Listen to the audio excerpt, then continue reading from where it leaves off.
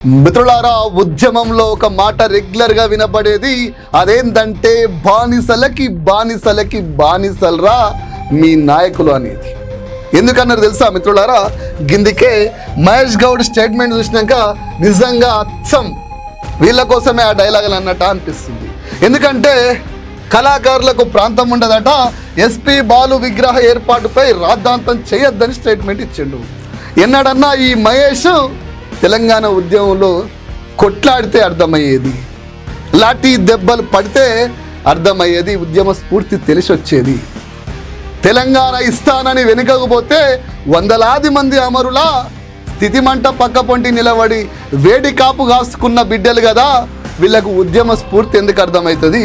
అర్థం కాక చంద్రబాబు నాయుడు మెప్పు కోసం రేవంత్ రెడ్డి ఆదేశాల మేరకు మహేష్ గౌడ్ స్టేట్మెంట్ ఇచ్చిండు. అందుకనే బానిసలకి బానిసలకి బానిసలు అనేది. మిత్రులారా, ఇలాంటి వాళ్ళకి ఉద్యమ స్ఫూర్తి అర్థం కాదు. బాలును మేము గుడ్డిగా వ్యతిరేకించట్లే, బాలు పాటలు వింటూనే పెరిగినాం. కానీ ఒక జాతిని తక్కువ చేసే మాట్లాడే విధంగా, కళాకారులకి ప్రాంతాలతో సంబంధం లేనప్పుడు నా తెలంగాణ పాట వాడమంటే ఎందుకు వాడలేదన్నది బాధతో చెప్తున్న పాట. మిత్రులారా, ఇంకొంతమంది గిజ్జుడుర్రి బెంగాలీ రచయిత రవీంద్రనాథ్ ఠాగూర్ పేరు మీద రవీంద్ర భారతి హైదరాబాద్లో ఉండొచ్చని. రాష్ట్రానికి అర్థం కాకపోవచ్చు కానీ హైదరాబాదులో ఉద్యమం చేసిన బిడ్డగా చెప్తున్నా. ఈ దేశ స్వాతంత్ర పోరాటంలో రవీంద్రుడు రాసినటువంటి గేయము ఒక స్ఫూర్తినిచ్చింది కాబట్టి ఆ స్ఫూర్తిని స్వాతంత్రం కోసం కొట్లాడే ఆ ఉద్యమ స్ఫూర్తి ఇచ్చింది కాబట్టే ఆయనను బాజాప్తా మా హైదరాబాద్లో పెట్టుకుంటాం. ఆయననే కాదు, రాష్ట్ర ఏర్పాటు అనివార్యమని చనిపోయిన పొట్టి శ్రీరాములు విగ్రహం కూడా మా సిద్దిపేటలో పెట్టుకున్నాం. ఒక పోరాటానికి స్ఫూర్తినిచ్చే విధంగా చేసిన ప్రతి ఒక్కరిని.